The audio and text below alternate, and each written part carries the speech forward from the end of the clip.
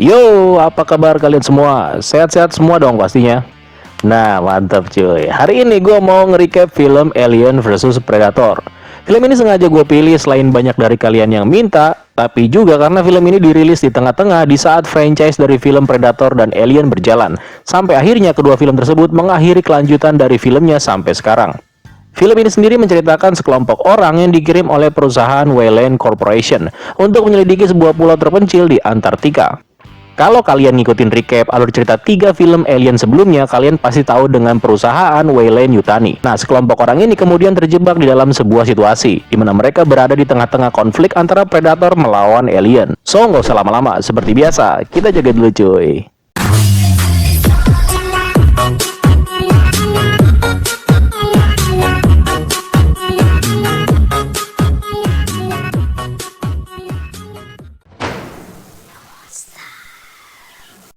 Pada tanggal 10 Oktober 1904, tampak sebuah tempat terpencil di Antartika, di mana tempat ini dijadikan semacam tempat fasilitas untuk menangkap ikan paus. Namun, suasana di tempat ini sangatlah aneh, karena sepi banget cuy. Lalu tiba-tiba muncullah seseorang yang terlihat ketakutan, di mana dia seakan-akan ingin bersembunyi dari sesuatu.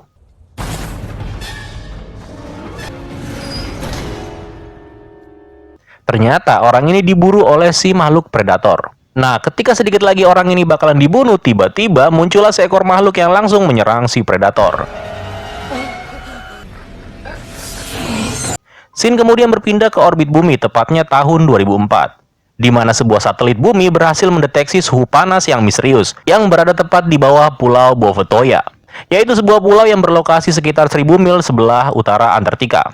Setelah tahun 1904, pulau ini sebenarnya udah ditinggalkan cuy, alias nggak ada penghuninya.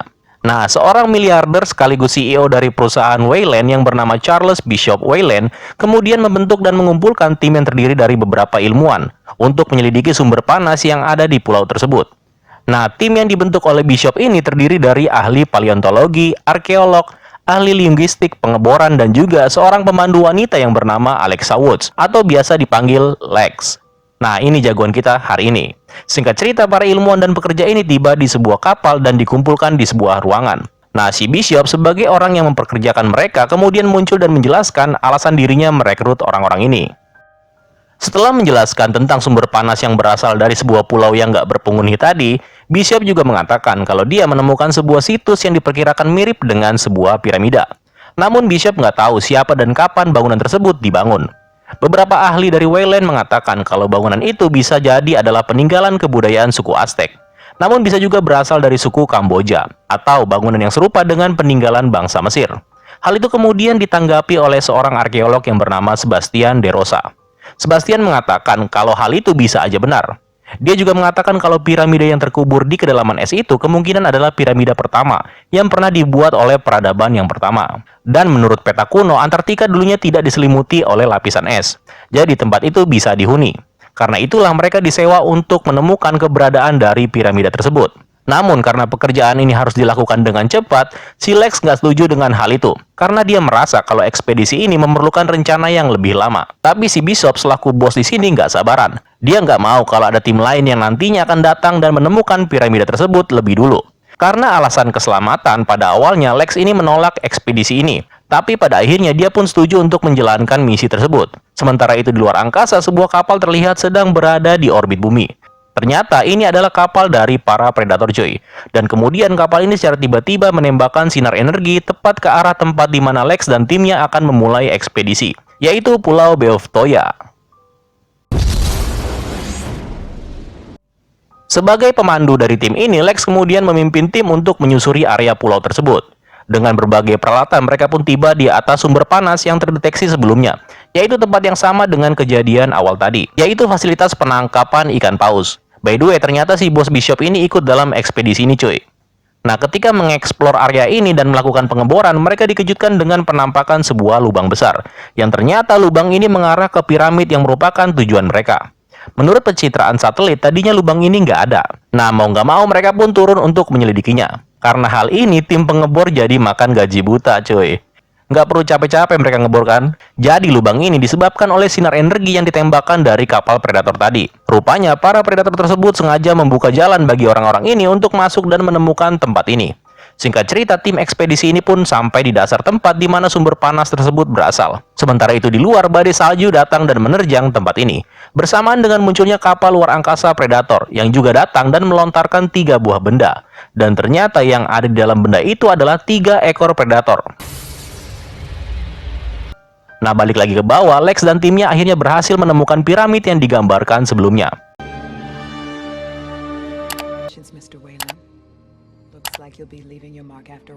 Kemudian mereka pun bersama-sama langsung memasuki piramid ini. Ketika menjelajahi, salah seorang dari mereka secara nggak sengaja mengaktifkan sebuah kurungan yang letaknya tepat di bawah piramid ini. Di mana di dalam kurungan ini tampak seekor induk alien atau induk dari Xenomorph yang terkurung dan dirantai di tempat tersebut.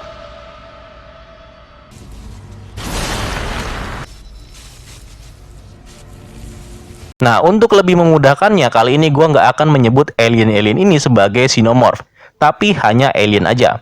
Karena nanti ada beberapa nama dari karakter Predator dan alien yang akan gue sebut, supaya lebih singkat aja. Para peneliti ini juga menemukan tulisan-tulisan kuno yang terdiri dari 3 bahasa, yaitu bahasa bangsa Mesir, Aztec, dan Kamboja. Dan tampaknya piramida ini memang terdiri atas 3 kebudayaan tersebut. Ketika Sebastian menerjemahkannya, tulisan itu berbunyi hanya yang terpilih yang boleh masuk. Sementara itu di luar, 3 ekor predator yang baru aja datang tadi secara tiba-tiba muncul dan menghabisi semua kru tanpa ada satu orang pun yang hidup.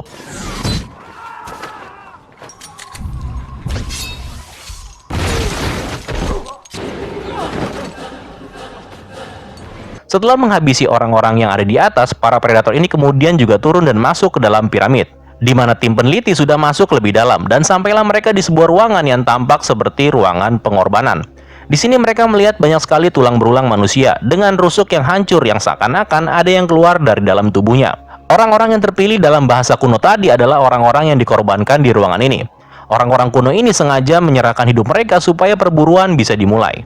Menurut Sebastian, orang-orang ini dulunya secara sukarela mengorbankan tubuhnya untuk diberikan kepada sang dewa. Selain fosil-fosil ini, ada juga tulang tengkorak bersama tulang belakangnya yang dipajang di tembok piramid ini. Dan mereka juga menemukan seekor facehuggers yang udah mati membeku. Sampai sini para ilmuwan ini masih bingung cuy. Mereka masih bingung sebenarnya ini tempat apa. Nah, balik lagi ke tempat di mana induk alien berada, rupanya induk ini mengeluarkan beberapa telurnya.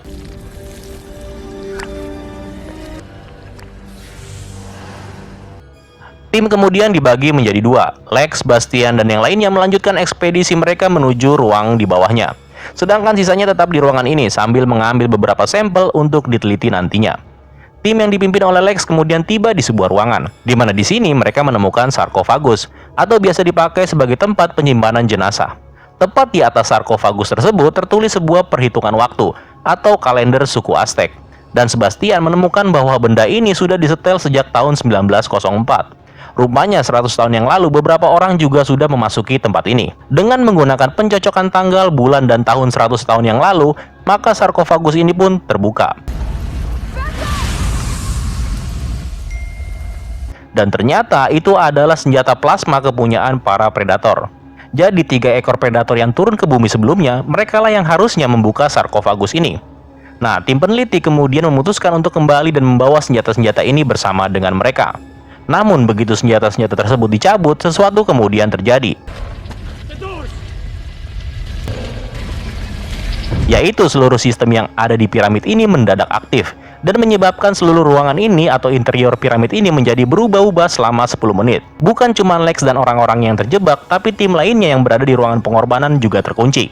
Dan dari ruangan tersebut tiba-tiba muncullah telur-telur yang sebelumnya keluar dari induknya si alien yang ada di bawah tanah, yang kemudian dikirimkan ke ruangan ini.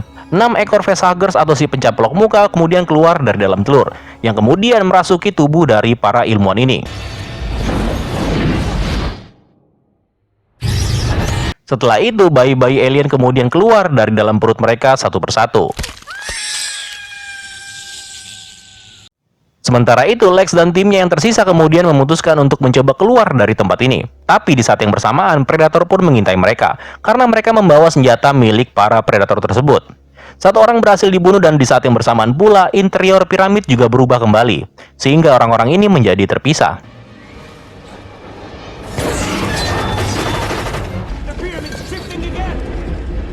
Orang-orang yang terpisah ini kemudian dihabisi satu persatu oleh predator dan juga alien yang menjadi tuan rumah di tempat ini.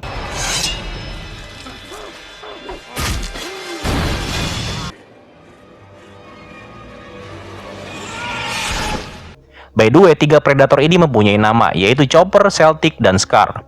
Predator yang bernama Chopper dan Celtic kemudian datang dan menyerang Lex dan teman-temannya. Namun di tengah keadaan yang terdesak, muncullah seekor alien alpha yang dikenal sebagai Great. Makhluk ini muncul dari belakang dan langsung menyerang si predator yang bernama Chopper.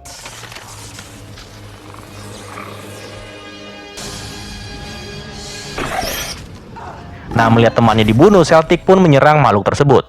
Awalnya Celtic terlihat bisa menghajar Great sampai babak belur. Namun karena terlalu jumawa, maka predator ini akhirnya harus mati di tangannya si alien.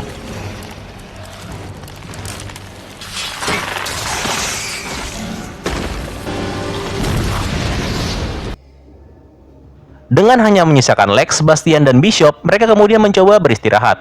Namun gak berapa lama, predator yang bernama Scar muncul di hadapan mereka. Bishop lalu menyuruh Lex dan Sebastian untuk segera pergi sementara dia mencoba untuk menahan si predator.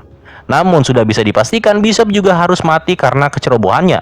Tadinya nih, predator ini nggak mau membunuh Bishop setelah tahu kalau Bishop mempunyai penyakit paru-paru yang kronis. Tapi begitu predator ini akan pergi, si Bishop malah menyerang balik menggunakan api.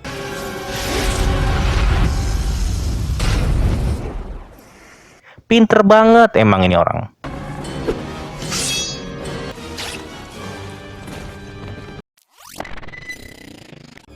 Karena nggak berhasil menangkap Lex dan Sebastian, Scar lalu mencoba untuk mencari jalan lain. Namun tiba-tiba pencaplok muka muncul tepat di depannya. Tapi dengan menggunakan shuriken miliknya, makhluk itu pun terbelah menjadi dua.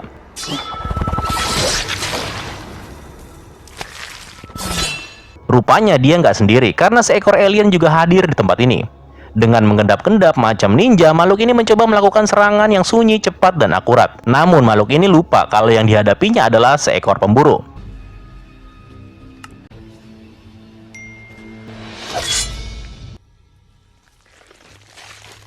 Dan pada akhirnya alien ini harus mati terpenggal. Setelah berhasil mengalahkan si alien, Scar lalu melakukan semacam ritual untuk menandakan dirinya sendiri menggunakan darah dari korbannya. Namun ketika ingin memakai helmnya lagi, tiba-tiba seekor pencaplok muka muncul dan langsung menerjang ke arahnya. Setelah mengintip predator tersebut, Sebastian kemudian mengetahui kalau ritual yang dilakukan barusan adalah sebuah ritual kedewasaan. Predator-predator ini dulunya dikirim ke sini untuk membuktikan kalau mereka sudah dewasa, atau bisa dibilang sudah cukup layak untuk menjadi seorang pemburu. Karena predator-predator tadi masih pada remaja. Remaja nggak tuh? Karena itu mereka ketika dikirim ke tempat ini nggak bawa senjata, dan mereka harus mencarinya di tempat ini. Jadi ribuan tahun yang lalu, para pemburu antar galaksi ini menemukan sebuah planet terpencil, yaitu Bumi. Di Bumi mereka disembah sebagai dewa. Makhluk-makhluk ini mengajarkan manusia caranya untuk membangun sebuah peradaban. Setiap 100 tahun sekali, para dewa ini akan kembali ke bumi. Dan pada saat mereka datang, mereka menginginkan adanya pengorbanan atau tumbal dari manusia untuk menghidupkan mangsa utama mereka, yaitu spesies alien-alien tadi. Setelah berkembang biak, para predator ini akan bertarung melawan alien-alien tersebut, yang akan membuktikan kalau mereka layak mendapatkan sebuah tanda di dahi mereka. Dan jika saja para dewa ini kalah melawan iblis buatan mereka sendiri, maka dapat dipastikan gak akan ada yang selamat, alias peradaban akan hancur seketika. Para predator ini sebenarnya hanya memanfaatkan manusia sebagai hewan ternak lah kasarnya, untuk mengembangbiakan makhluk ciptaan mereka, yaitu ras alien. Dan semua ini hanyalah perangkap agar manusia memasuki tempat ini, sehingga sang iblis akan lahir, yaitu makhluk-makhluk alien tadi. Karena tanpa manusia nggak akan ada yang namanya perburuan. Lex kemudian juga menyadari kalau sebenarnya mereka berada di tengah perburuan antara predator dan alien. Makanya dia memutuskan untuk mengembalikan senjata predator yang udah mereka curi, supaya si predator itu nantinya bisa dengan mudah untuk mengalahkan makhluk alien, sehingga alien-alien itu nggak akan pernah naik ke permukaan. Lex dan Sebastian kemudian langsung bergerak untuk mencari Scar sang predator. Namun di tengah jalan, seekor alien muncul di hadapan mereka. Lex dan Sebastian harus kabur, tapi sial bagi Sebastian, dirinya harus terperangkap dan dibawa oleh alien. Lex yang sendirian tiba-tiba didatangi oleh Scar yang muncul tepat di belakangnya. Lex yang ketakutan kemudian mencoba menyerahkan senjata kepunyaannya si predator, dengan harapan makhluk ini nggak membunuhnya. Namun tiba-tiba seekor alien muncul tepat di belakang Scar.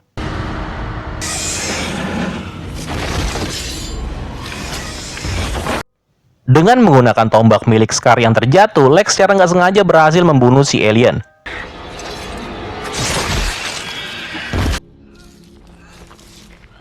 Tapi setelah itu muncullah beberapa alien lain yang datang untuk menyerang Scar. Tapi rupanya sang induk yang berada di bawah memanggil anak-anaknya tersebut. Scar yang melihat Lex berhasil membunuh seekor alien kemudian memutuskan untuk nggak membunuh Lex. Dan bahkan Scar membuatkan beberapa perlengkapan yang diambil dari tubuh alien yang mati ini sebagai persenjataan buat si Lex. Mereka berdua sekarang adalah tim pemburu alien. Nah, para alien yang dipanggil oleh induknya tadi, rupanya mereka semua diperintahkan untuk membuka segel yang mengurung induknya menggunakan darahnya sendiri.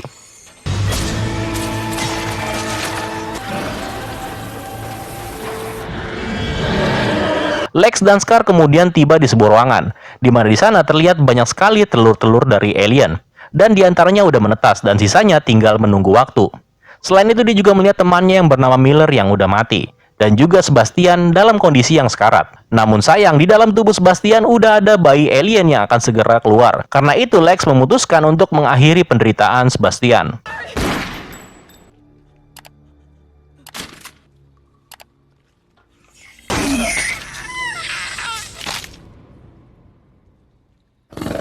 Lalu setelah itu, dengan melemparkan alat yang ada di tangannya, Scar lalu menyetel sistem penghancuran diri, supaya dengan itu telur dan makhluk apapun yang ada di piramid ini akan dimusnahkan. Ketika sedikit lagi mereka akan keluar, tiba-tiba seekor alien lagi-lagi muncul dan menyerang Scar.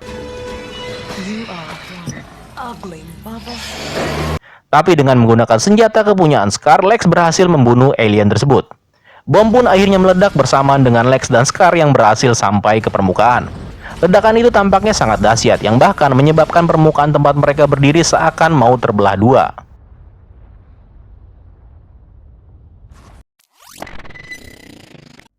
Lex dan Scar akhirnya selamat. Kemudian Scar melepaskan topengnya, dan dia memperlihatkan wajahnya yang sangat tampan tersebut di hadapan Lex. Lalu Scar juga membuat sebuah tanda yang sama seperti yang dia lakukan sebelumnya, tepat di pipinya Lex. Dan sekarang Lex sudah menjadi bagian dari para pemburu. Tapi tanpa diduga sesuatu muncul dari bawah permukaan es. Dan itu adalah si mamanya alien, yang ternyata dia berhasil lolos dan sampai di sini.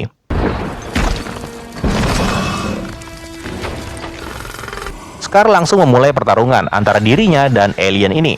Lex kemudian juga ikut-ikutan menyerang si alien, yang menyebabkan alien itu marah dan mengejarnya. Lex yang terdesak berhasil ngumpet tepat di bawah tangki penampung air. Lalu Scar dengan heroiknya muncul dan menyerang si alien. Nah, melihat kalau tangki air ini akan terjatuh, Lex dan Scar kemudian berhasil melilitkan rantai yang dari awal memang sudah terlilit di tubuh si alien ini. Tapi sayangnya Scar harus tertusuk oleh si alien akibat kurang konsentrasi.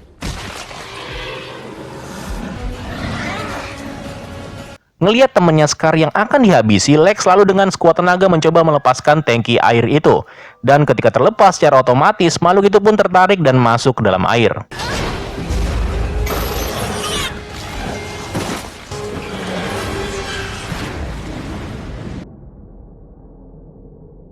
Lex lalu menghampiri Scar yang sekarat, di mana makhluk ini juga pada akhirnya harus mati.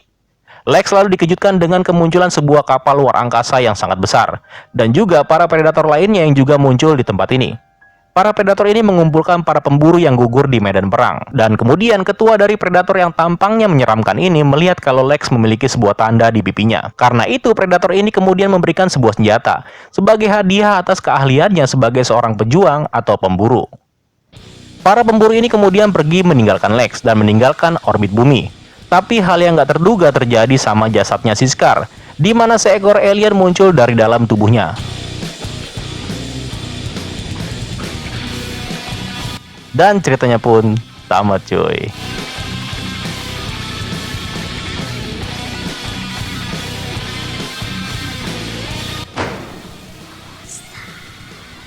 Oke, itulah tadi alur cerita dari film Alien vs Predator yang pertama.